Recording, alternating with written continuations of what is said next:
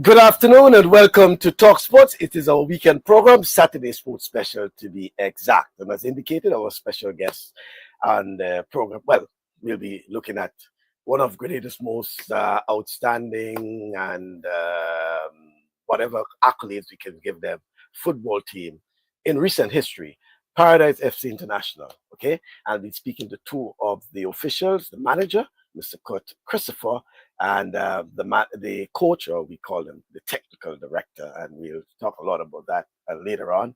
Mr. Jake Rennie, no stranger to football in Grenada. But as we said, Paradise has been one of the most dominant football club in Grenada in recent time, whether it's the GFA Premier League, whether it's women's football age group, even the Wagiti, they have been very dominant. And it appears that in terms of organization, they probably the most structurally organized football team in Grenada, and therefore they have been reaping some of the outstanding rewards. Recently, they also participated in the CFU, that's the Caribbean Football Union Shield tournament, CFU Cup Shield tournament in Trinidad. They just missed out on qualifying into the final round because I think they had to win their group, but they finished second in that group and thus missed out, But congratulations to FC.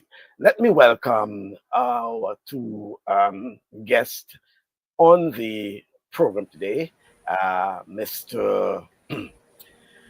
Kurt Christopher, who is the manager, and Mr. Jake Rennie, the technical director. Good afternoon, gentlemen. Pleasant afternoon. Yeah, I want to hear good afternoon from Jake. Are you hearing me, Jake? Good afternoon. Right. So Jake is hearing me, and as usual, my guest, Rudian Silvan, co-host, is in Toronto. Rudian, good afternoon to you. Afternoon, Michael. Afternoon, gentlemen. How you guys doing? It's good to see you guys. Doing okay. Good to see you too. Right. So let's start off with as I indicated, Paradise FC. I have been doing a lot of wonders, and primarily so in that they have been the most outstanding. And again, I'm saying of recent times because if you go way back when, then you'll want to involve the Queen's Park Rangers and the others who have dominated, even the Hurricanes and others who have dominated yet before. But probably with the last 10, 15 years, we have been hearing just Paradise. Whether it's Premier League, whether it's Wagiti, whether it's the junior tournaments, whether it's the women's tournament, and even in some of the the school tournaments, we have seen some of the guys, they have been excelling with it. So let me introduce Kurt now, probably to give us a sort of outlay of the Paradise FC as it is now. Kurt? Good afternoon again to you, gentlemen, and listening audience at home and abroad. Well, a bit of history. First of all, the club was established in the summer of 1998, April to be exact, the month of April. So that makes us 27 years in existence. The club started off basically with two teams originated from Paradise who took part in the St. Andrews League. And this group of gentlemen decided to come together. Most of them already been players of the national teams that around that time and playing for their local clubs also. And they decided to come together and represent Paradise as one unit in the Premier League. And that started off in 1998. And from since we were able to be have our presence been felt in the Premier League and, as you rightly said, in other major tournaments in Grenada. And we continue to build from that. So we must say hats off to the original Paradise men and women, and to the community members who supported them from since the 1998 era, and who continue to show support to this date. Wow. Said 1998. And Correct. if you span that 20 something years, uh, 27. 27 years, right? Just short of 3 decades. The When you look at the accomplishments of Paradise over these 2 decades, how would you rate the accomplishments of Paradise FC? Um, well, it has been pretty okay. I mean, I must say it has been excellent, as a matter of fact, because when we have not been placing or being the champions, we have always been in the top three. So that means we continue to be a name that has weight, or what we can say, a household name in the football community of Grenada. Um, we continue to have representations on both national teams, the male and the female. And also, we are seeing higher interest for our players to, when they are called up for scholarships and so on the international level, such as in the US. We even had players having short stints in Germany. So we must say we are pretty pleased with the, the performances of all the different departments, including our executive and all the community members and supporters. It has been a driving force, not just by the players on the field, but the entire unit to bring us where we are today. If I could just swing to Jake, because I know Jake is one of those who would have moved through the ranks as a player and now even coaching, right? Um, Jake, just share with me your experience starting off as a player, and not just Jake, because there's what we call the Rennie dynasty, right? The Rennie dynasty. So many Rennies that have played both, whether it's Paradise and even on to national team. But talk to me about your journey within Paradise and even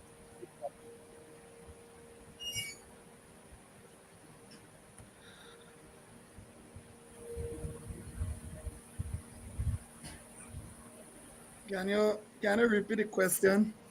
yeah, Yeah, and it kind of came through a bit yeah, broken. Yeah. right, Jake, and yeah, we just have a Yeah, little can you lag. repeat the question? I didn't hear. Right, Jake, talk to me about your Mhm. journey as a player, starting as a player through the ranks of Paradise, even up to the stage of you're now coaching. How you got started and the journey through Paradise.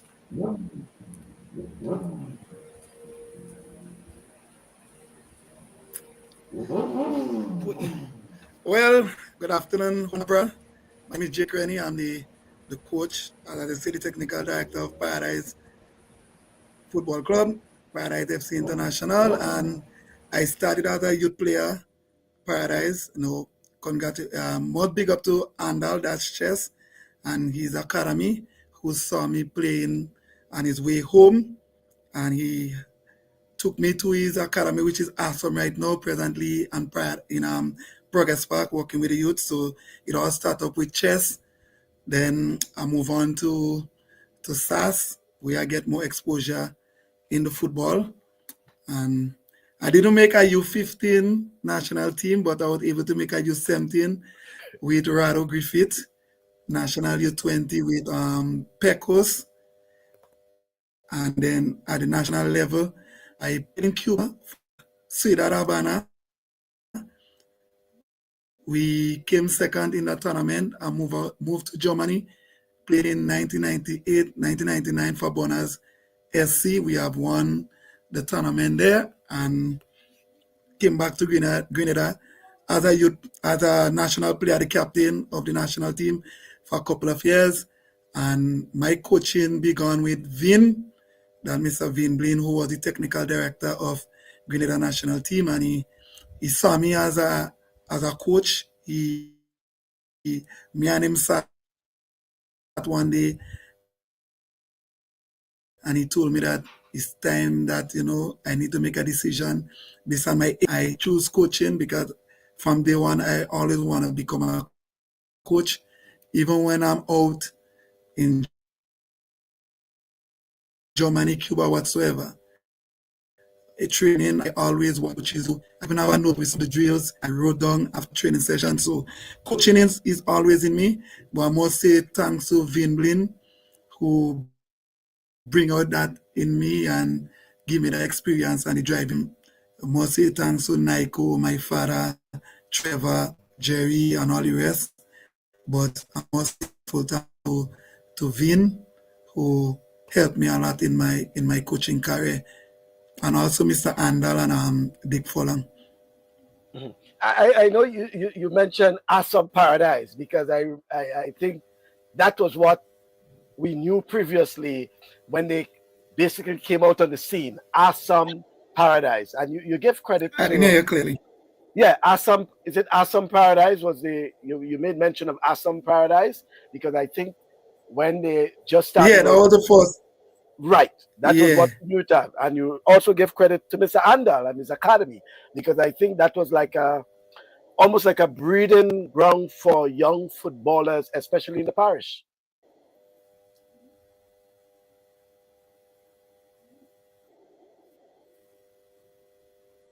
We just having a little delay. I think there's a Ye- lag. Yeah, yes. Go ahead. Go ahead, Jake.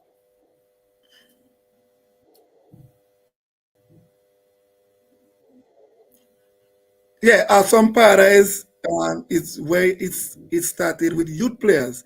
That's Yeah. with Mr. Andal. We call him Chess. That's what the breeding ground. That's where all the youth players came from to the Paradise team. But the Paradise team was there, right? But so what Chess did is he was grooming the younger players to make that transition. And then when Mr. Dick Folland came in, that's when he made that transition going to most of the youth players. That's where the likes of me, Eddie, Kurt, Rennie, Wendell, Ashton Henry, Kerry Bristow, all of us transferred to the Paradise team through And I, after. yeah. And all the names you just mentioned, somewhere or the other, they played national football as well, right? Yeah, all of them, and there are many more. I can continue calling names: Ian Perrott, Panchu, all those guys. Young Trinidad. So I think Chess did a real good job. You must hail him up. Even Sadiq Follang as well. Not to mention Kenny Phillip, who also played for the national team. Mhm. While we are at it, either you, Jake, or Kurt, because I think you mentioned Dick Furlong. We also must mention the name Dale Hines, the late Dale Hines, who would have had some, bearing some way or the other, because both Dale and Dick they have contributed tremendously to the development of football um, in the parish of St. Andrew in particular, even though they also, I should say, nationally, but I wanted to zoom in on the parish of St. Andrew in particular. Um, a few words on these two gentlemen.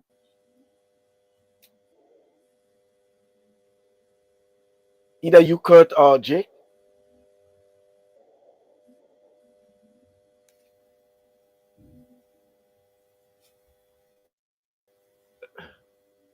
Anyone?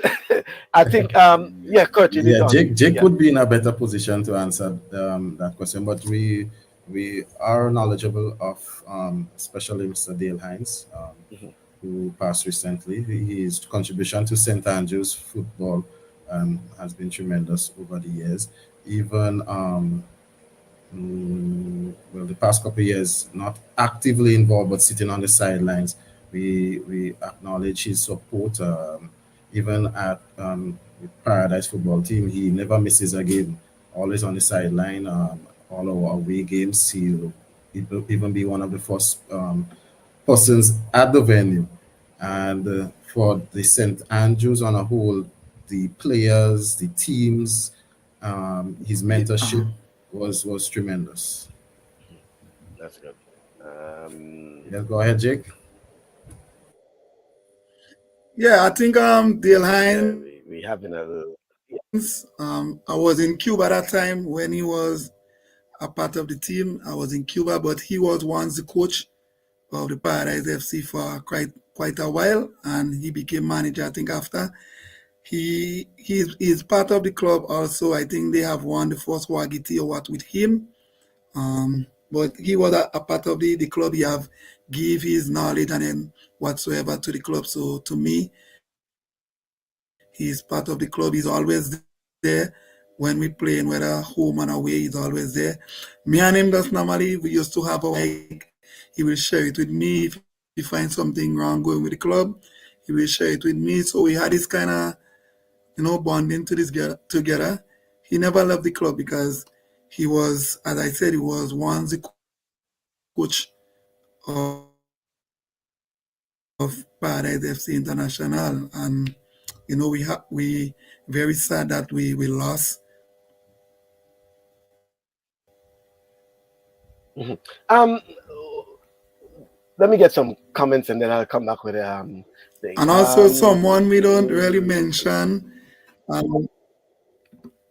was saying someone we don't really mention. Yeah. Yeah, go ahead. Go ahead. Who's the one you We don't mention Costa Mitchell. I think Costa Mitchell is the one who won the first. Yeah, Costa Mitchell. He's the one who won the first Premier League with Paradise FC International. We don't give him much rating, but we must say no thanks to him as well. That's my dad. So he was a part of the team as a coach for a while. He won the Premier League with Paradise for the very first time. So hats up to my pops. Right. And as I said, it's really a Rennie dynasty when it comes to football in Paradise and Tiraju. Shenny Joseph is saying that good afternoon to you, gents, Jake and Kurt. It's been well over a year I last saw them. First, let me extend condolences to the club on the passing of Dale Hines. Great job to Paradise FC International and best wishes for years to come. Then that says he was more associated with SAFL and never missed football games, especially Paradise games. Jake, I want you to talk a bit about because you're one who, even though you said you played in Cuba, I think you studied in Cuba as well. But you did what they call an MVP Online Masters. This year you completed that MVP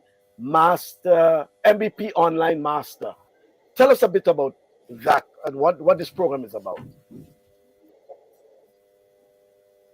Yeah, it's a program that Vin Blin has introduced me to. He saw that I say he always looked out for me and the interest in me better in myself. So he introduced me to MVP, which is a Make Better Professional and Make Better Players. That's an institute in Barcelona. So he introduced me to it. I did export in youth soccer, and I just completed my master's in high performance football.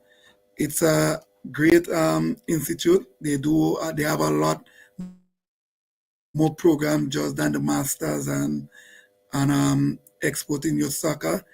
They have a lot of range of different what should I say, football topics, right? So if anyone is interested, I can give you the link. I always think we as coach, if we better our knowledge, I think we'll make Grenada a better place. We'll make better football, better professional. I'm still doing program with them. They have the planner and stuff where I could plan my own session, design my own session, do everything. So I think other coaches should get involved with it. It's very helpful, very knowledgeable about the sport. What I did in high performance, I was able to do a coaching program for the national team, Grenada. I should say I did everything around Grenada football, how that project was to move Grenada football forward from start to end. And I hope one day I should be able to apply what I learned to some of the national teams once I've given the time, but at Grenada football. All right. Well, congratulations to you, Jake, and congratulations to also to Paradise, because I'm certain the support of Paradise is such important for you to have that achievement. Rudian? Yes, certainly. I'm very pleased to hear that you have that success to get that program. Get that program is certainly is beneficial to not only to you but for the youth and football of Grenada. So definitely that's a great accomplishment. So continue doing great things. But let me ask, over the past 27 years, Paradise been doing good things, developing some great youths. Taking them from level to level, not only in Grenada in terms of what they are doing, in terms of winning all the major tournament there is in Grenada. What is new for Paradise? What's new that you guys have in plan, you guys have in store for the club? So, um, you mentioned the players that we have brought through the system. It's not new, but something we are continuing to work on is the providing opportunities for scholarships to our youth players. I must say, on our objectives or mission or goals, this is one of the highest in terms of ensuring that the players are well exposed. We mentioned the CFU, and that's one of the reasons we always strive to enter the CFU tournament. That's a way of providing a platform for the players to be viewed by other coaches, other teams, other individuals that will be able to give them more opportunities, be it for clubs or to, as I said, to get scholarships on universities or community college. Currently, we have quite a few of them on the outside. If I can just recall, we have three, we have 8 players currently attending schools, universities, and community colleges. We have Brittany Charles, who is attending Maine Community College, Keldana, Jeffrey, University of Maine, Ronelia Bob in Iowa Community College. So that's 3 females currently studying in the university and playing football. And all 3 of them, even the men, all of them are regular starters on the school teams. So within the men, we have Aquil Lalit. He's at Ireland Community College, Kishon Clark, West Virginia Tech, Kevin Maitland, Lincoln University, Zay Douglas, Dodge Community College, and also Zion Sincere, who is currently at Washington State University. So our plans um, are always surrounded around the youths to ensure that they have not only the footballing skills but a holistic development, um, and ensuring that we mentor them to be good citizens for for the country, and they can give back to the national teams when they are called upon. So that's one of our main focuses. What's new again? We For a while we received our clubhouse, or we have our clubhouse completed, but we have yet to fully move into it, and that's one of the areas we're looking to improve on to ensure that with a clubhouse we have something what we can say with ownership that we can build on, able to raise funds, have meetings, have development sessions, somewhere where the players can come relax, even in terms of educational programs. We're looking into those areas. So after school, the youth teams, when they come in for their training sessions, we also will be able to have tutors there that can assist them in their homework, the SBAs, the assignments, and also the SAT program that it allows them to have their scores and so on that will give them entry to universities in the US. The SATs program we started quite a while back, even before having the clubhouse. But we must say, with the clubhouse, we think those things can be more accomplished and more beneficial to the players. So that's two things that we're looking forward to continuing and pushing forward. Also, as Jake mentioned, the coaching programs, and not only for those already involved in the coaching, but also the players themselves. After a life of playing football on the field, you also have to look at make plans, preparations for the future. So we are looking forward to having more players involved in coaching or management of teams and so on. And as we say, it doesn't must be paradise football, because over the past years we've produced players and coaches who have been able to branch off to different clubs in St. Andrews, or even assist the communities in different ways in ensuring the youths are properly developed. So these are just a couple of things that we're looking forward to. While you were that, and Rudian, thanks for that question, because some, you know, it doesn't mean now that sometimes when we talk about scholarships, for example, Rudian, we only think Yeah, about track and field, right? yeah, But yeah. here, just one club alone that it has about probably almost 6, 7 The players 700 at, players. Yeah, at colleges, right?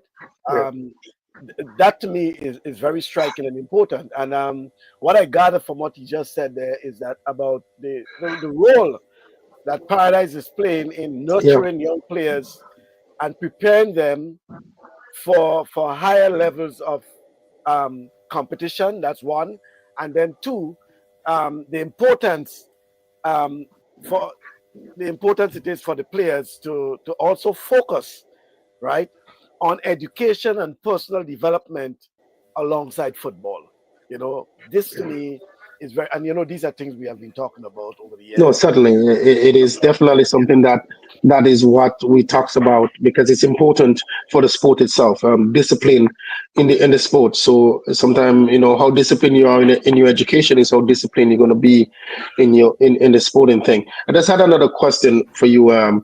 Just two questions. You mentioned the coaching aspect about it. Um, I always believe, as my personal beliefs, that they should have some sort of program to kickstart young coaching, if it's level one, but via through the GFA, um, to having some sort of level one coaching, and anybody can just get it. So you're gonna give my kickstart. Your program, your academy, everything that you guys have done, shows that you guys probably in a place where you guys can do that. Have your own level one coaching, maybe via to the GFA, working with the GFA, so you can kickstart young players, people who is interested in coaching, to come and get a level one. If it's a 2 weekend, it's a 1 day, whichever it is, to understand the basic of coaching. Because everybody feel that they can coach, but there's a lot of rules, things that is different from the way we played in our old days. The way we play as a young boy, I mean, talking about the 90s, we just go and kick ball. I played for Eagle Super Strikers, for the junior team at a young age. So we had a structure, but today a lot of people feel that they can coach, and they're looking at outside people, they're looking at players and thinking that that's the way to go. Not every player is a coach, and so certainly, something I would like to see also. What How do you expose the youths? Do you guys go international and play? Do you guys, what how do you guys expose the young players that you have, so that they could get the opportunity and that coaches can see them on the international stage?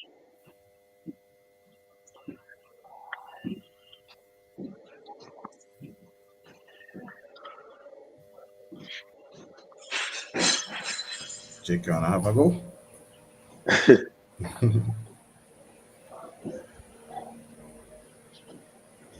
All right. Well, so far what we have been doing is, well, we must say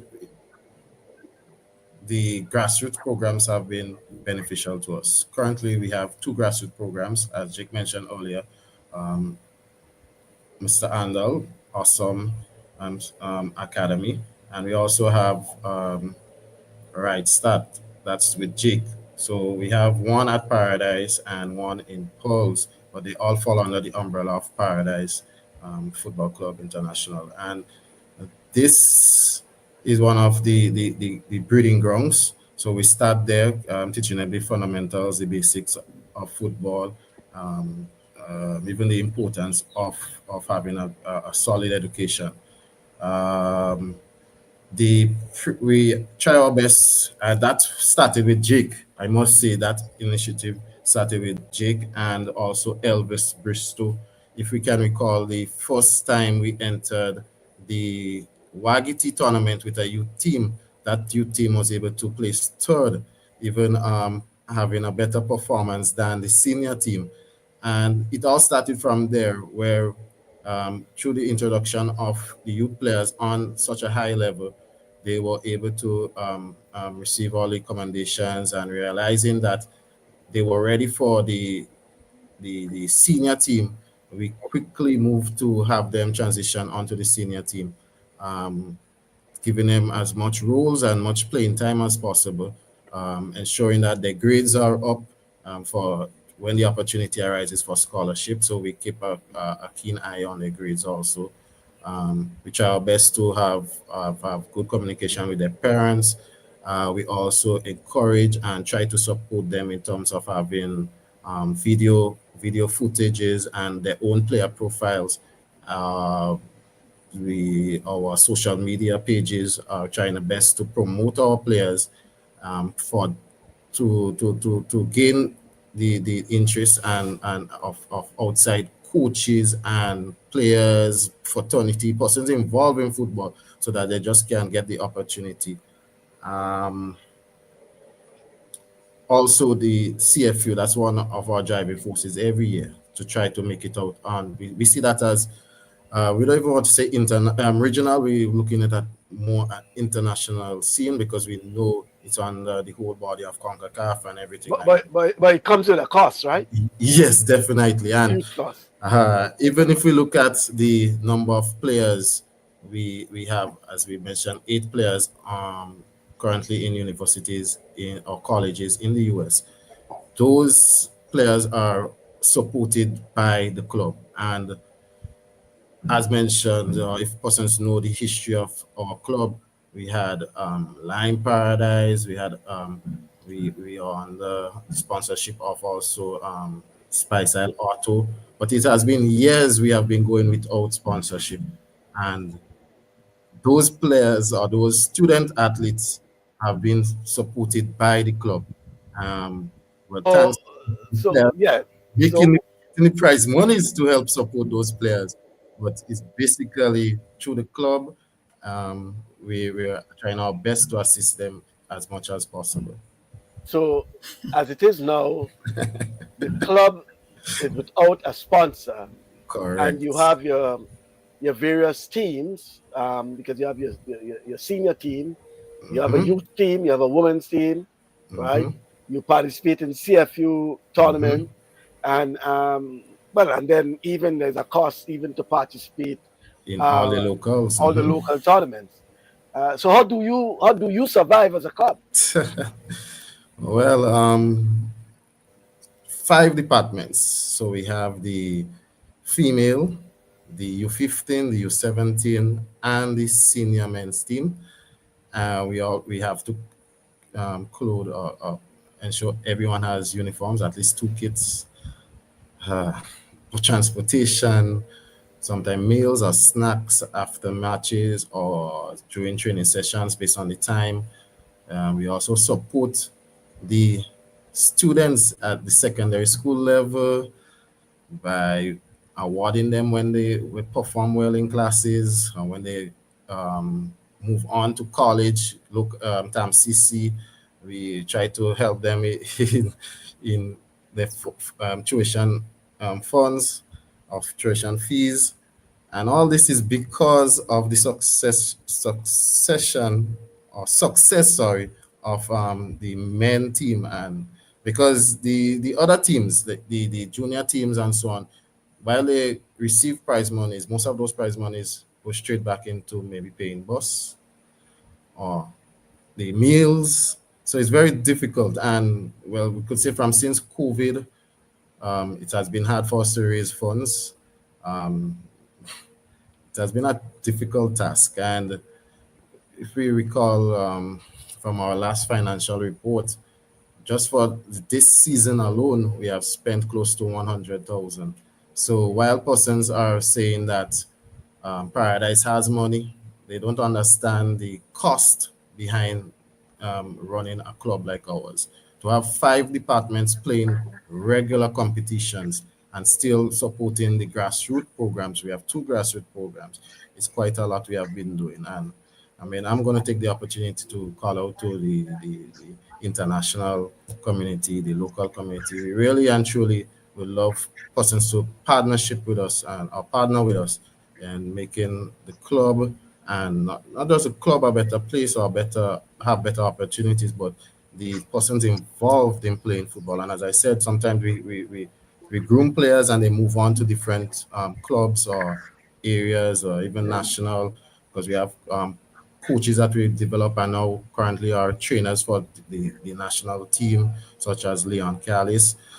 So we're just asking for that assistance to continue helping football grow in Grenada. Listen, let me say this. I am you're putting chills in my body right now just hearing this. You're looking at a football club in Grenada, which is one of the best in the past 15 years, without a major sponsorship and everything that you guys are doing. It is time for something to be done. It's listen. We not only, if you cannot continue, you cannot sustain what you're doing without having a major sponsor. To support the things that you're doing, because it's one thing if you just have a program that just sitting there, and you guys just going out there and playing football, is winning. You understand? You have more than that. You understand? I mean, you have a program that is greater than some program that is here in Canada. That you look at Canada as big and bad. You look at the United States. You guys are a program that is bigger than that, and you guys are doing something beyond. So I'm pleading. I hope somebody could be watching this show today. I'm a businessman. Business companies out there. It is time, to get out from your guys' back. Stop sitting around and support what Paradise FC is doing for the youths of Grenada. And it's time for you guys to start sponsoring to them because it's needed. And they need to stop this this foolishness that's going around by not having you guys support. GFA need to also step into and find ways to help you guys at the same time, because you guys are not just, I say, you are doing something that benefit the GFA. You are doing something that benefit Grenada football. You understand? So you're not just a team that's sitting on the side that just going and play. You guys are actually doing something. You guys are making a difference in the youths in the community. And that's have to be accountable for. And it's certainly, I am disappointed to hear that, like a program like this that is not fully sponsored, you got to depend on yourself. That is unacceptable. At this time we're living in this era that we're in, that is certainly unacceptable, in my opinion. Bascom, I don't know how you feel about this, if you feel the same, but I certainly feel that this team should have something, because they are doing. It's one thing if they're just sitting down and they're just going out there and play football, but they are making it different. When you listen to the programs that they have after school program. They got homework program. You understand me? They got to make sure the kids get a good education. That's the key. The kids are off the streets. Those kids that you want, but they're not out there getting themselves in trouble. They're off the street. They're playing football. That's what they love.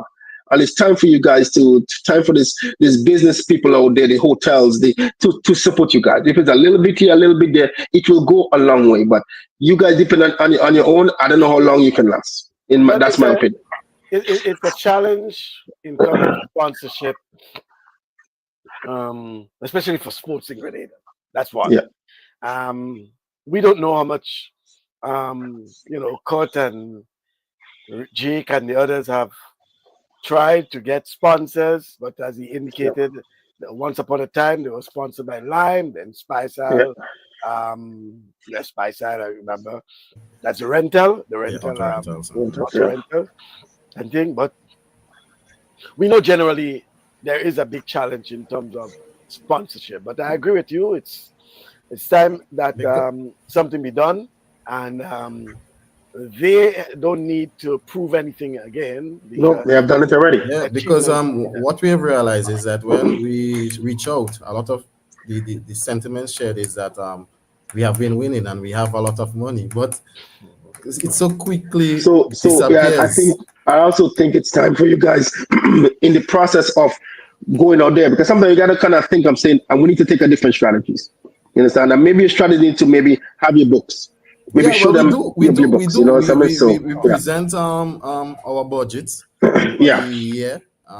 That so that the potential partners or sponsorships can really see what we intend to do with the monies if we received or once received, and even if it's not received, it's still the onus is on us to make things happen.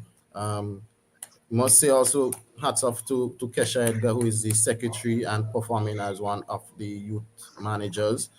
Also Dolina Clark, the female manager. Uh, on numerous occasions, they would dip in their own pockets to just help students pay bus for school or have meals, hot meals at school. Um, they would routinely, especially Miss Edgar, would help in SBAs for her under 15 boys and under 19 boys. So it has been a team effort, and um, the, even players in terms of getting their own boots, the club will usually help as much as possible. We try to do, we pay half, the players try to play half.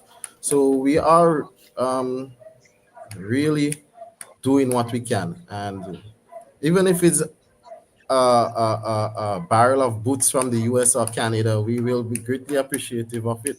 So we're out there. We're really trying our best, and we're really hoping that someone is listening outside there who can really assist us in moving forward. As we say, we really and truly look to promote Grenada football.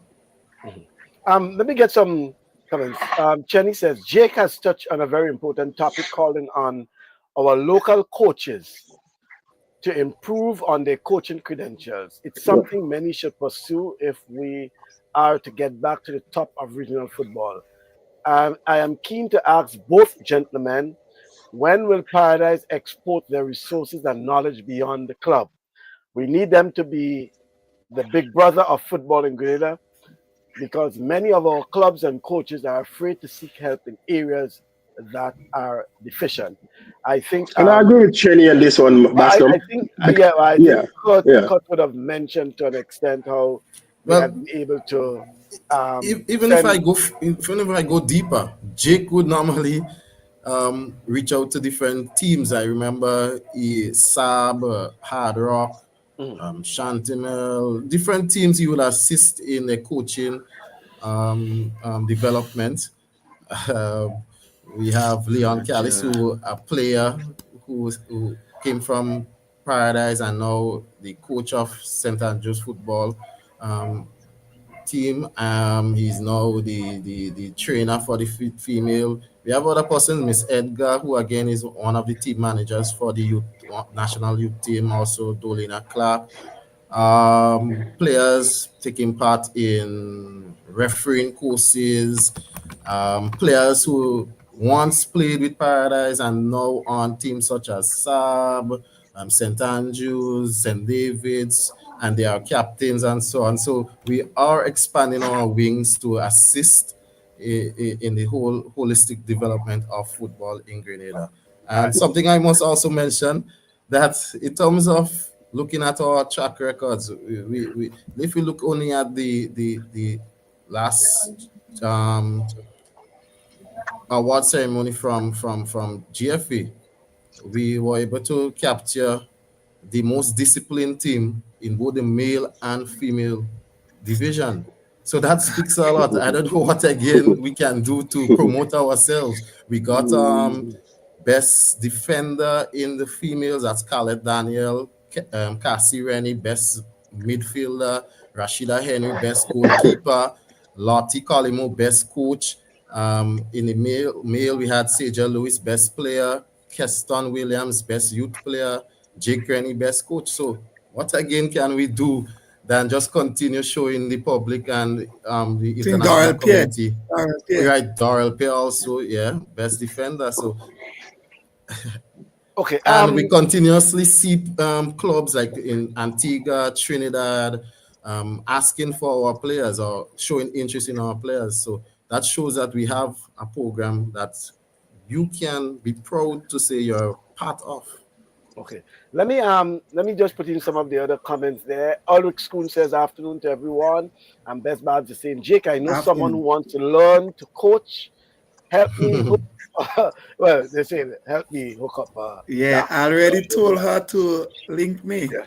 All right, so that's okay, right? No, and certainly, Michael, that's And, the thing I said too is that just before you continue, that you have to be able to get you guys are on a level of being, like I said, just more than just a club. You want to get into a higher level, a higher professional level. You guys are coming up with different things every day. You have to have some sort of basic work with the GFA to have some kind of basic coaching process that can run through Paradise program, where you guys can start coaching. People can come to you guys and they can get some sort of accreditation by getting a level 1 of coaching. And I think that's really good, and that will help, and that can expand the club beyond just where it is. Brilliant, except that any level coaching. Yeah, can I answer this question?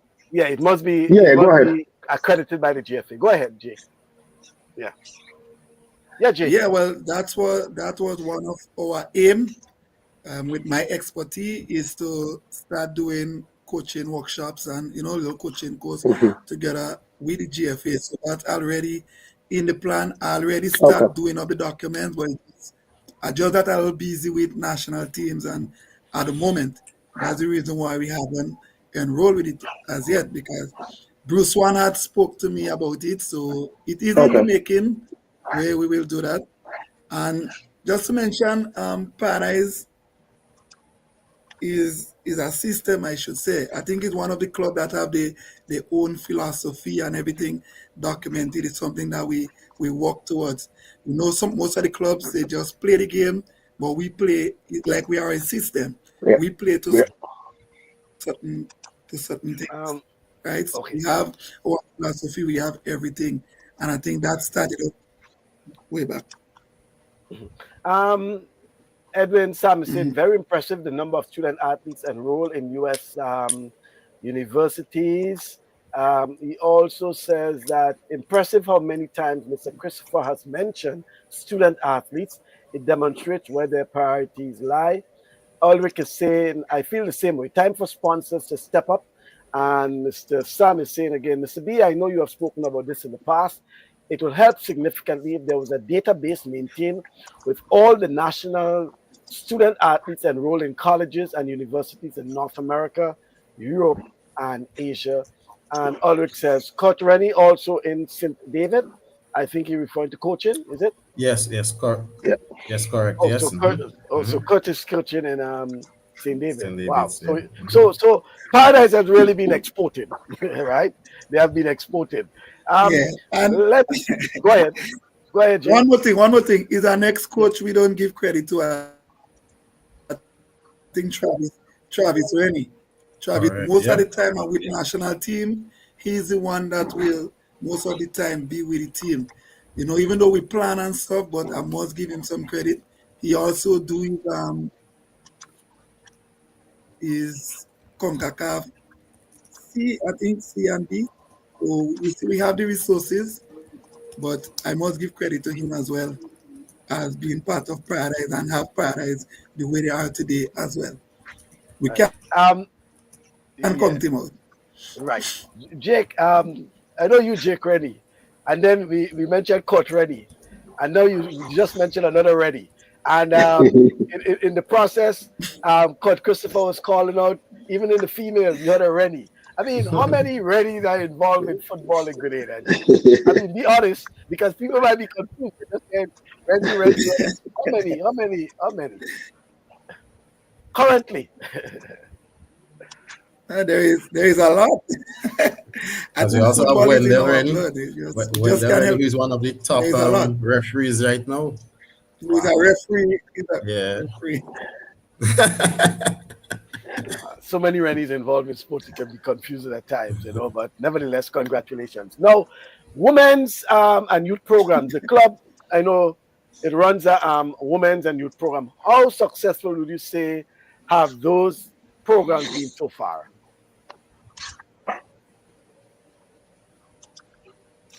Well, I think it have been very successful. I mean, the women program, I must give credit, to the women program, knowing where we were and where we are today with the women football. Leon Callis is a part of it, even if he with St. Andrews, but the bulk of the girls, both St. Andrews and Paradise, was with Right Step Soccer Academy in Pulse. That's with me, Leon Callis, Wendell Rennie, Travis Rennie, and others.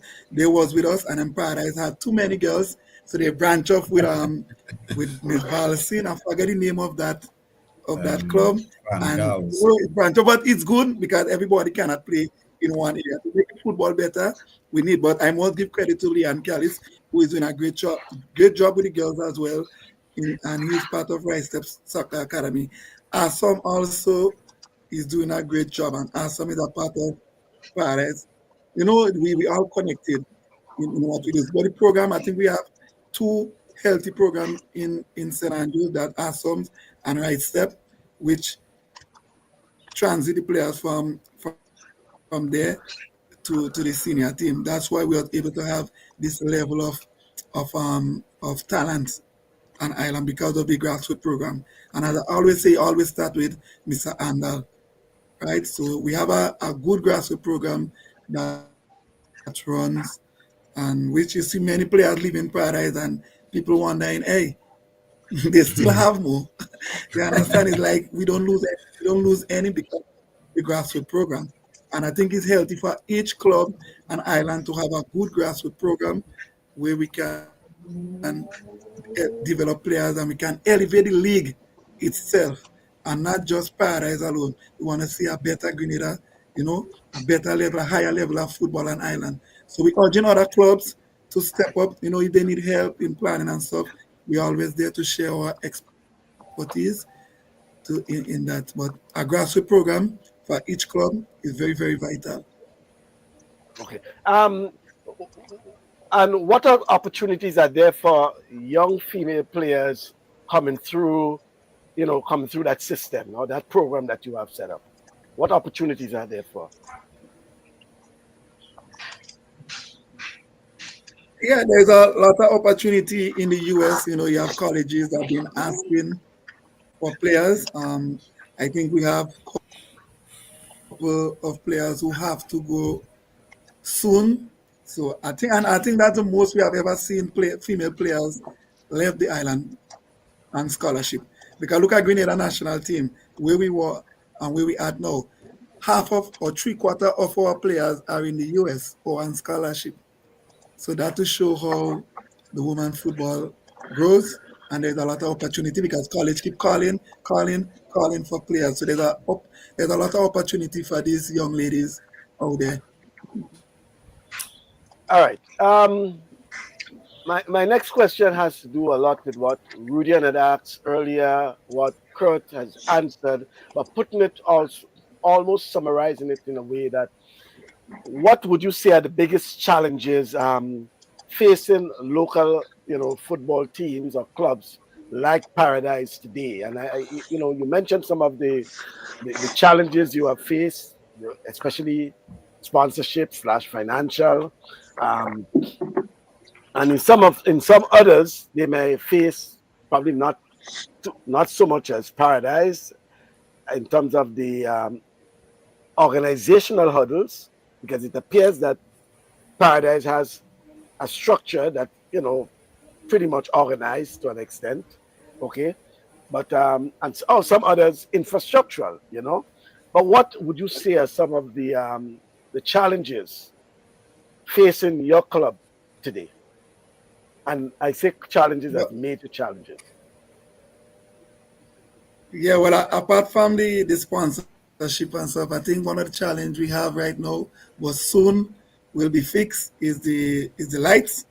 I think Paradise is one of the only club that didn't have lights to train. and we have most of the players who've been working. And people wonder how we do it, because sometimes we only get half an hour training or 45 minutes training, or we have to go poetry, or we have to go hermitage. So this was the major challenge. One of the challenge again, I think, is technology and equipments, to enhance the game. And all this in the making. We have a whole set of things on island now which can help us elevate our game because we want to move forward. Also, the youths, I don't think most of them recognize the opportunity that is there for them, and not all of them that take the game that serious as others. I don't know for what reason, but I think the youth is a challenge as well, in terms of knowing what they want, where they want to go, how far they want to take the game. And well, So coaching is another challenge. We have like 4 to 5 teams, and sometimes let's say Travis might have two, Oni might have two. So I think coaching is a challenge, and 'cause most of the youth don't want to give up. Some of them, they still want to be involved in playing and coaching. So these are the areas I think we have to work on for now. Even though we want to better our structure as well, we want to make it better. We want to bring in more people. We want to get people involved. We need to encourage the community a little more too. So these are some of the challenges we are looking to better, so so you're right? And saying we already know. so are you saying that Paradise FC is welcoming the installation of the lights at Progress Park? Of course, it's long overdue. I mean, we need it. I mean, this rushing after work every time to train players at least we could have our training. We could have our own tournament as well. Youth tournaments. We want to elevate the area, elevate the community, and everything is the whole holistic thing around it, not just the lights for Paradise. It's for the community, Telescope, Paradise, this Lafayette, Paul's, the whole community we want behind it. All right. Chenny is saying that he's hoping that clubs will one day be able to start charging an admission fee at games to offset their expenses. With time, I believe this will happen. No, probably that with you can have games matches that can start as 6 and 7 o'clock in the night when lights are fully installed and structures are in place. And probably as a home ground, you might be able to do something like that. But looking forward, guys, where do you see Paradise FC International in the next probably 5 to 10 years? Kurt?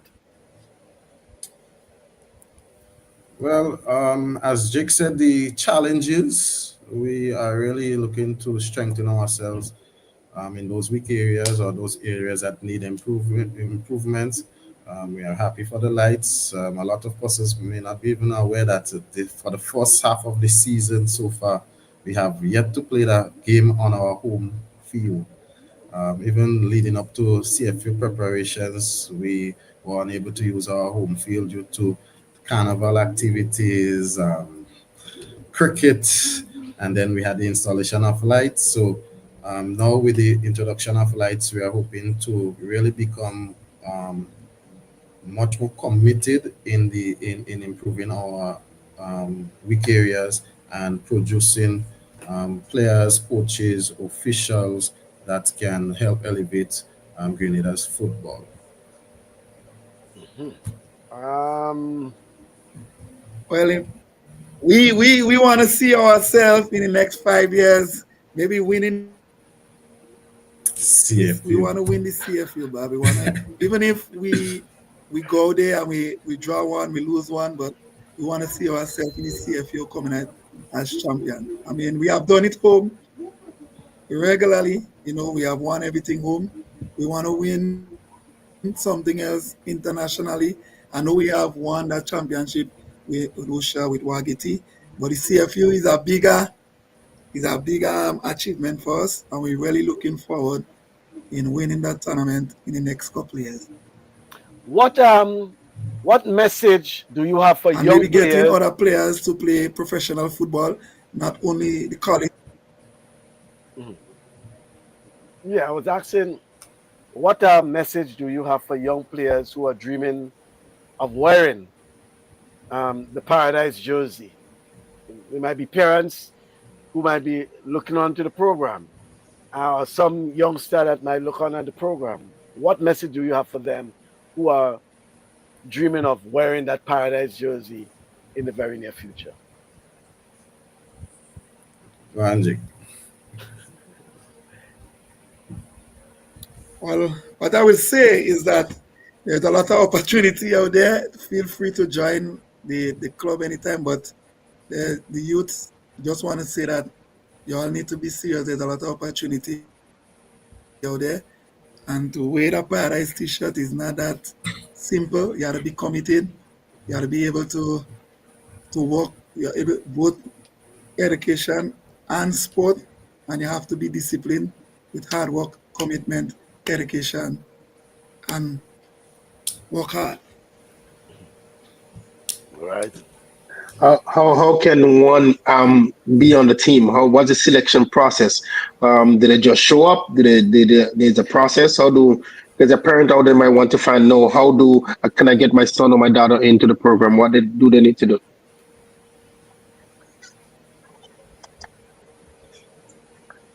Right. Well, So there are two academies.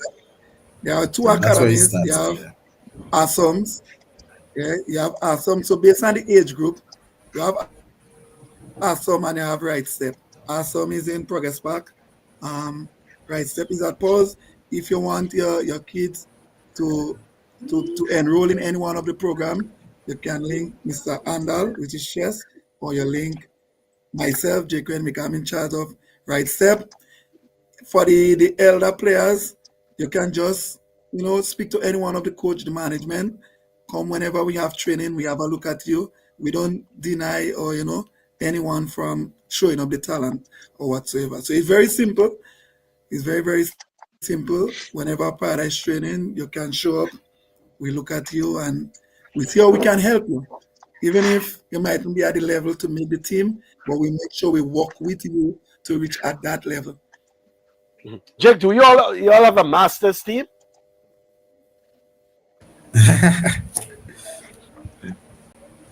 What? A Masters. master's. Do you have a masters team? You know what I mean? Do Supposing you supposing supposing and Chenny and I wanted to join, Paradise Masters. Yeah, that St. Andrews have a master a team, right? So St. Andrews, but we thought about it already, making a masters team, and I think it will be good for the club as well. Yeah, I mean, for if the players who But I would don't have think you left, and Chenny could make that team now. I know. Wow. All right. but with the lights now, we have the We got to make opportunity a to over. do We got to those make things. a. Yeah. We gonna have to make a over 50, Yeah, that's no not over problem. 40. It's still masters.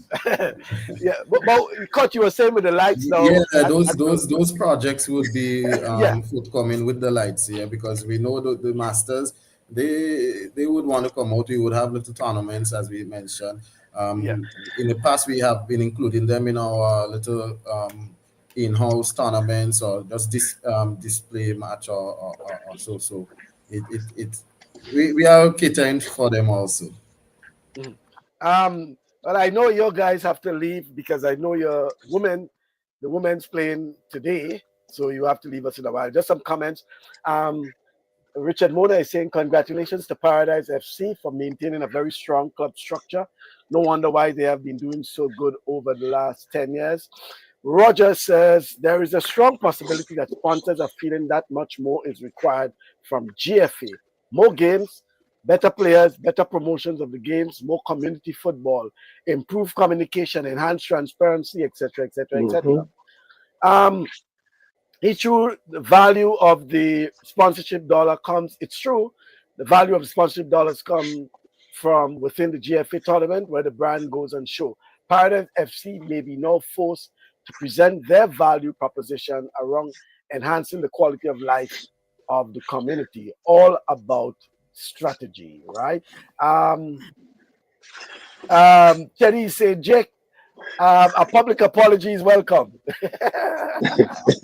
You can't embarrass Chetty like that, man. You say Chetty can't make your master Steve. Yeah.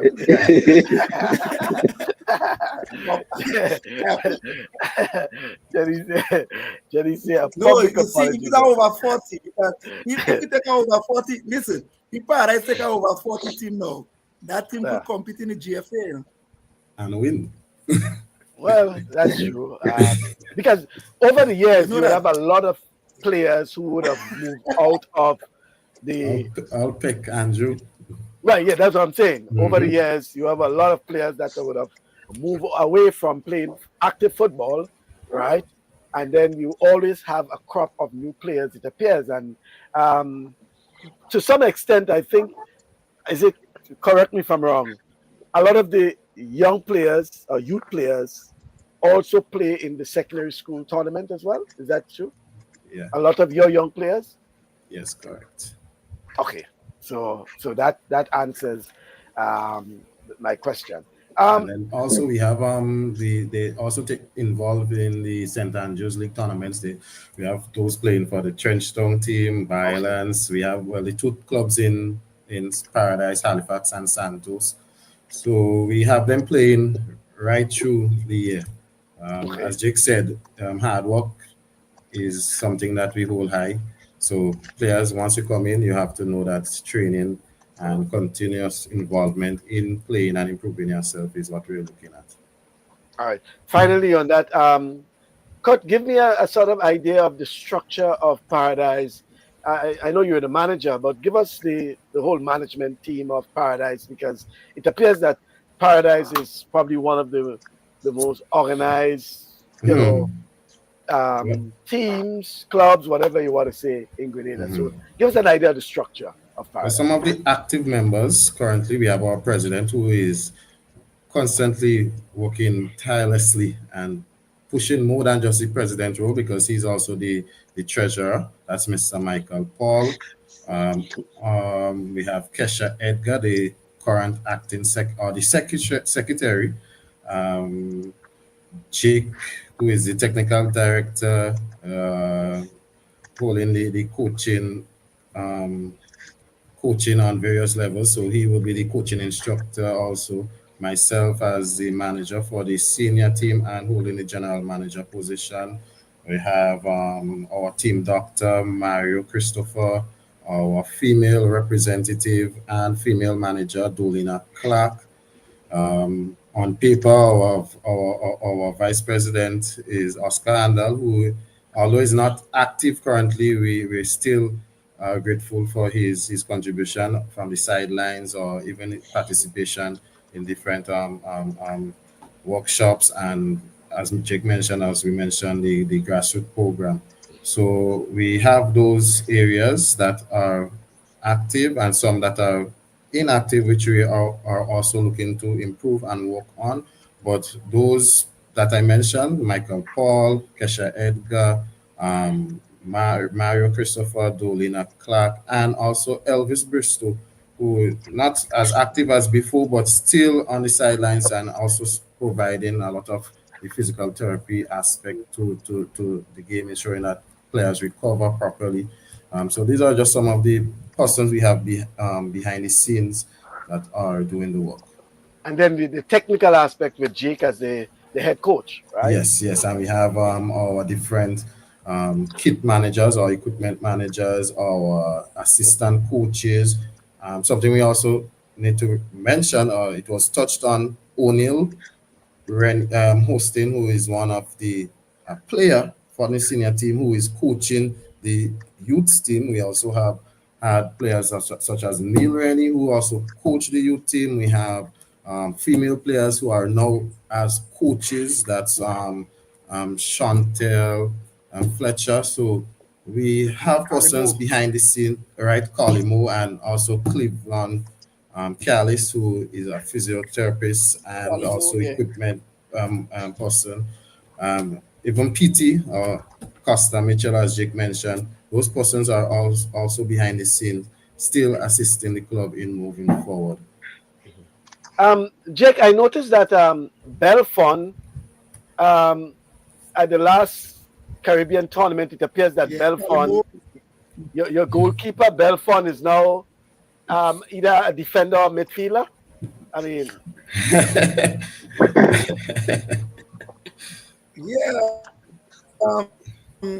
and I Belfon talk is about a Belfon, who utility was a player. He can national, play who everywhere. was He a can even national strike. goalkeeper. Yeah, No, yeah. the problem is that yeah, yeah, yeah. But we have two goalkeepers, and in the start of the season we had some injury, and we was lacking players in the defensive area as we have one or two players who was in foreign. So hence the reason why he was playing that role. And he did it before. It's not the first time in the Wagitigan he play defense. Sometimes he play wing, and I think he have a high level and he understand the game as well. Good. Um, I think And he thinking. I think if he go for national team as a fullback too, I feel he might make it. Yeah, he seems to be very versatile. Then I because mean, even right now he's eyeing the Yeah, coaching he's a role as a goalkeeper too, because he's also assisting in coaching yeah, our junior goalkeepers. And as Jake mentioned, not only the injury aspect was one of the moving forces in having him playing on the field, but also he wanted to give the other goalkeepers an opportunity to be in the bars for Paradise. Hence, he started playing on the right wing or right back. Even last yeah. game, I've been in he played in the middle. that's good. That's good. Yeah, I've been in constant communication with him. Yeah, I think he is looking to transit from that playing to coaching. But I Coaching. think what he needs right now is a proper send off and the national team. Yeah, because he's the one that represent Grenada for quite a while. So I Mhm. think he's looking for a proper send off, and I think that should be the right way. And we should deal with our national players differently. So Jason Belfon is looking for a proper send off with the national team to make that transition. All right, then. Thank you, Jake. All right. That's a nice way But to end the certainly, day. but Yeah. certainly, I am pleased with what I'm hearing. And again, I know I am going to constantly speak about it. Basketball is going to talk about it again. We need to find the money. We need to find support for you guys. It's something that's really needed. I didn't hear you talk about on your board of representative someone in charge of sponsorship. You need somebody with that skill on the board who could really go there and try to find some funding for you guys. So maybe that's a position you need to put out there. Having somebody who have the skill that can go out there and work the works on the behalf of Paradise to get you guys some funding, or at least find some way how can funding come into the program, because there is ways. There's always a way. Just about how to do it. So maybe that's a position you need to put out there to have somebody with that skill to come in and make a difference in that area. Let me Yeah, just because wrap up with some comments here. On a serious note, Roger Duncan remarks should be seriously considered. Maybe he can help the club with identifying the strategies at winning the commitment of future sponsors. Roger himself is saying a business development officer is required whose primary function is solely focused on selling the club and Yeah, bringing in resources, financial and human yeah. capital. And finally, That is Ehrlich what I say just said. Yeah. Jake just say he was doing that since primary school. Yeah. So what you were saying, Kurt? yeah, we we look at we identify and realize that we acknowledge that football right now, not only on the international scene but in Grenada, it's a business, and we Jake sort of touched on it, but we are encouraging persons to get involved. So the area of having a marketing manager, that is one of those areas we are keen to fill and to have more effective functioning of that department. So we acknowledge and we know we can improve in that area and aspect. So yeah, Yeah. and to speak about Mr. Schoon, Jason Belfon has been doing that from since primary school. And Chenny said, Jason is looking for his flowers, okay? Right? It's time to give him his flowers. And Evelyn Jones says, do the other clubs have that structure or level of organization? No wonder they're doing that well. It reminds me of my early days with Fontana United. Back then, we had no sponsor. Thank you very much, gentlemen.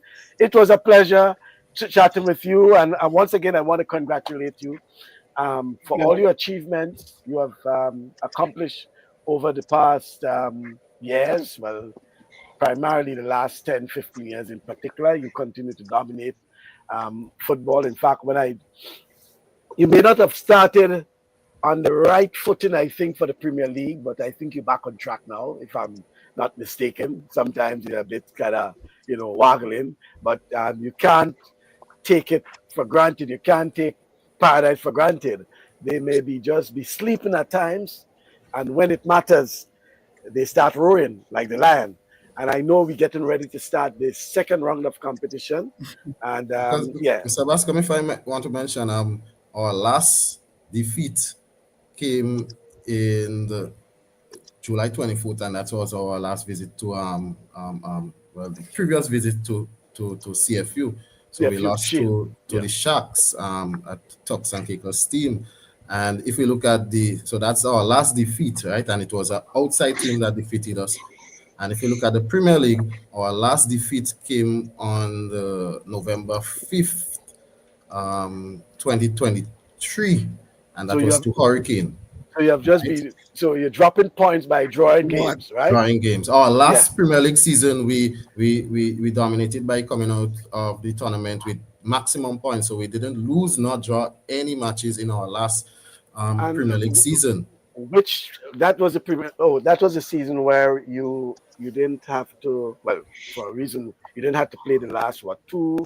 Yes, correct. Yeah, you had to play last game, the last two matches. I remember we currently spoke we're about that. 31 games undefeated in the Premier League, and if we go to look at even from since November 2023, if we look at the WAGT, we also had the GFA Knockout Cup. We have not been defeated to this point, so there is things happening at Paradise. Right, that's good. That's good. Congratulations once again, gentlemen, and best of luck this afternoon with the women's, and then with the start of the resumption of the Premier League. I think is it this weekend or next weekend? I think the Premier League resumes. Next weekend. Next weekend. We'll be in action tomorrow at Tantin. That's for the GFA knockout. We'll be playing South Stars South Stars is the name of the team. Yes, the knockout. Yes, South Stars. That's a knockout. That game will be 5 p.m. at Tantin. Okay. Yeah. And then next weekend you get in earnest into the Premier League, the second round. Yes, second half. All right. Best of luck, gentlemen. Thank you very much for being part of our program. And thank you very. We hope to link up another time. Thank you very much. All right, thanks. All right then. Thank you, guys. Yeah. So we had that was Kurt and Jake, Rennie, Rudian. As Cherry is saying there, he says he's telling them don't give up. The efforts will come to their rescue. Rudian, before we wrap up our program, it's now the home stretch to World Championships. No, most definitely. Which should be in a matter of weeks. September. Well, from Monday will be 2 weeks. 2 weeks now, about 2 weeks. And we've seen the indication of the from the Diamond League, final in Brussels, that it's shaping up to be a very competitive World Championships. Albeit we'll have how many representatives we'll have? I think 2. Well, definitely. What's his name? We definitely will have Lyndon. Lyndon should be in the. I think he will have his say in the decathlon. I just have to look to verify if he's done that. And then we have Anderson Peters, definitely in the javelin. He finished. Um, yeah, he's in that. I was looking to see if Karani got in the wild card, but I still have to look to see what is the final thing The regarding finals, yeah. yeah, regarding that. But whatever it is, it's shaping up to be a very exciting world championships. That's one. Two. No, definitely, definitely. I have to say there is no any specific event that is just open. I think it's you will see a performance on the day. I said earlier on the show previously that every event is going to be up for grabs. There's no everybody will be equal.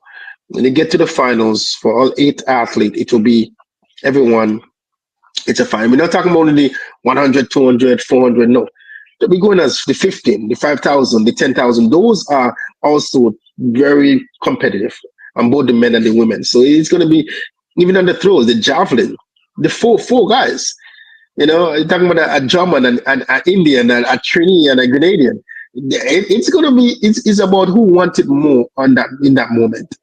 And I think that will really come out on it. Not how far you throw, is who hungry more.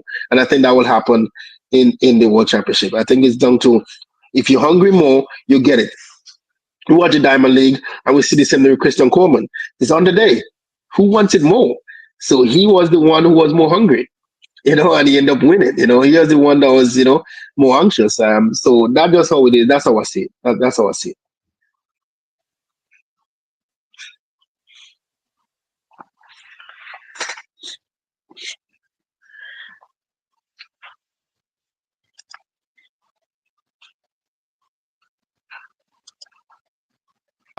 Well, we have college football Yeah. about to start. Well, this weekend, as a There's matter of fact, there's a there's a should have big started game. this There's a big game. Yeah. weekend. We have NFL about to start as well. I mean, so So to much talk about the things about NFL, the to. NFL, the Dallas Cowboys just put a wrench on me, um, and getting rid of one of your best players, and it's just like, man, I don't know what you guys are doing to me, but certainly we'll see. It's gonna be interesting. It's gonna be interesting.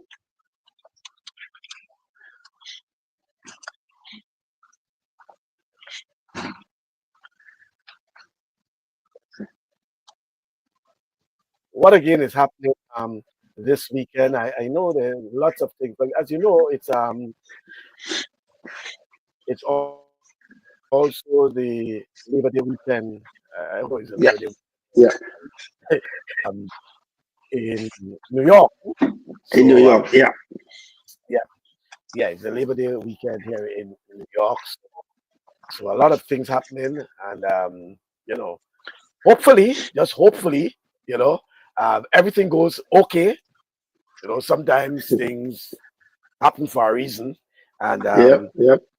when we have large crowds in particular, yeah, for some reason things do go haywire. But we want to make sure that everything is clean and comfortable and things like that. So, but it's good to see that the the sort of attention and promotion that Grenada has been getting over the Oh yeah, past few weeks oh yeah.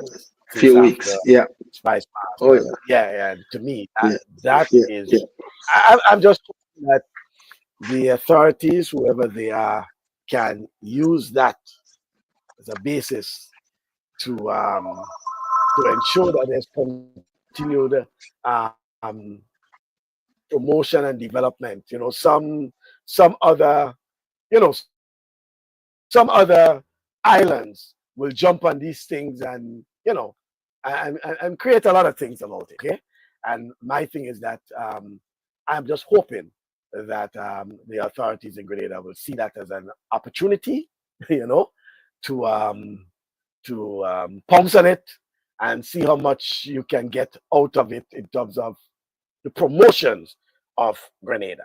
Right. One of the things that's happening this week, this weekend, let me just... This Sunday, two teams will make it into the finals of the CPLS, Caribbean Premier League Soccer. Who would it be? This Sunday, August 24th, is the semi-final round in the CPLS, Caribbean Premier League Soccer. All Boys High School Field, 777 Rutland Road, Brooklyn, New York. Every team need your support, so come. Make sure you be there. At 3, Haiti takes on Nigeria.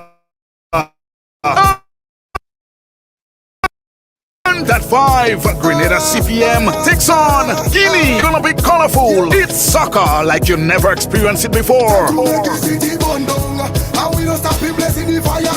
For a small donation at the gate, come experience professional soccer. This Sunday, August 24th. Get ready for the games. From 3, Haiti. No. I think right. I think we have the wrong one. Actually, to be honest with you, Grenada actually into the final, right? So I think we need to get the right one. That Grenada actually play in the final, right? What I Is here in the Caribbean Premier League Soccer Tournament this Sunday. One team will reign supreme.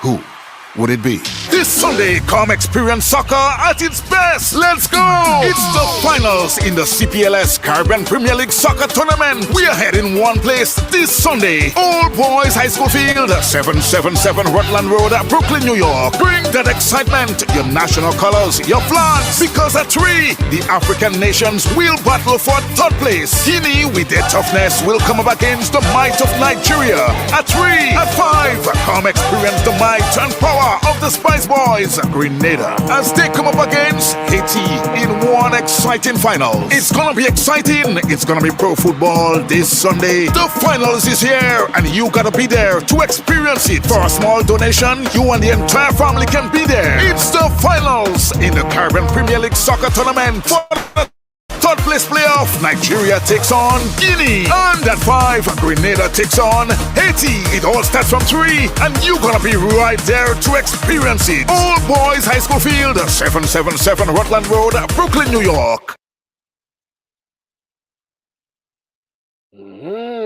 Yes, so football this Sunday, Nigeria versus Guinea in the 3rd place playoff at 3 o'clock, and then at 5 o'clock is Grenada versus Haiti. Once Grenada is playing in the final of that Caribbean football tournament, it's always a big crowd. It's always a big crowd. Always a big crowd. Always, yeah. Your partner Toro will always say they have to make sure that Grenada is in the final. If Grenada is not in the final, then there will be no crowd. Something wrong. He always said they're fixing it for Grenada because for the organizers to come out good, Grenada has to be in the final. But no, Grenada makes that final. It's a full-out affair, and it's most time it's a sort of send off for everybody, right? Yeah. Then from there they'll go and have a little party until Juve, right? So the drummers, the Tivoli drummers, and all those guys at the greenhouse and what have you, they'll be drumming and having a good time. So you go to football, from football to Juve, and then to Labor Day. Yeah. So from Juve to Labor Day. Yeah. All right. So while we were there, some comments were coming in there about Roger is saying my predictions for the 100 meters men, Oblique Seville, 100 meters women, Melissa Jefferson Wooden, 200 meters men, Debogo, and 200 meters women, Julian Alfred. Hi Roger, I agree with you only on the women's 100 meters. Edwin is saying that Tobago is not beating Lyles. Wow. And Roger says, Edwin, Tobago's recent loss, Noah, will fuel him. It was personal. He has that kind of mind. Guys, listen. Remember. Let me say this, Michael. Diamond League was don't mean nothing. It don't mean nothing. I keep saying it. I keep saying this over and over. Michael. It's coming down to the The round who shall leader, survive. there is a leader in the world, and he's Jamaican. A leader in the world. He jumped 1969. None of these guys have reached there yet. So you have to take that into consideration at the same time. I don't believe Jefferson is winning the 100 meters. Hmm? She's running well. I Well, that believe was she was running too much for the year. I believe she ran too much. She's not winning the 100 meters. You guys are underestimating a lot of people, and it will show on it's 3 rounds, and then you have the finals and the semis on the same day, which is an hour apart or something like that, give or take 45 minutes to an hour difference, I think. So it's going to be interesting, but it's 3 rounds. It is 3 rounds. It's not just one and off like you've been seeing. They go on all day and they're running well. It's just 3 rounds. And if they're running at that level, their body may not be able to take it as you think. 3 rounds. So certainly there will be some surprises, but it is going to go to the Caribbean. That's what I think. It is going to go to the Caribbean. It is not an American 100 meters for the women. It is not an American for the men. Both is going to the Caribbean. Both is going to the Caribbean. So right. Well, it's let's see. gonna be interesting. It's gonna be interesting, but that's my thing. Yes, I love to see how Jefferson is running right now. But like I said, when we get on the finals, 8 girls, they are all equal in everybody's eyes. There's no who better than who. It's who wanted more. It's who more hungry. Jefferson might end up in the year being the best athlete in terms of her times, but at the World Championship, she may not be the one on top of the podium. All right. Well, time alone will tell. I will tell. Yeah, we'll get it. It's in the middle of September, so in a matter of 2 weeks' time, we Yeah. should be following all the action over that period of time. I want to thank you very Yeah. much, Julian. It's Thank always a everyone. pleasure. It's always a pleasure. And Yeah. if all goes well, I'm not too certain because I may be on the road next Saturday, God Next willing. week? Okay. You know. Okay. Yeah, I'll let you Yeah. know. I may be on the road next weekend. So if anything, I'll let you know. If Yeah. anything, We're working it. we follow up on the following week. Let's go We watch follow it. Yeah. football now. Certainly, Edwin, we'll go and watch some football. I know the Buckeyes. Yes, I am. Right now, my Buckeyes is up. My Buckeyes are up. We are leading right now. It was recently. I just seen it. I just missed it. I think I missed it somewhere. 7-0 in the third quarter. So I don't know what's it now. It is. Yeah, it's 7-0 somewhere. And then that's my team. That's my team. Yeah, there's also tennis. We also have tennis. Yes, there's also it's 7-0 in the third quarter, so that is certainly an interesting game. Yeah. Number one playing number 3. That's interesting. Yeah. Thank you very much, Rudian. It's always a pleasure. Everybody for being all right then. Yeah, always a pleasure. Right. So thank you very much, folks, for being part of our program. Invitation is yours to join us next time for another program. Until then, do have yourself a pleasant weekend.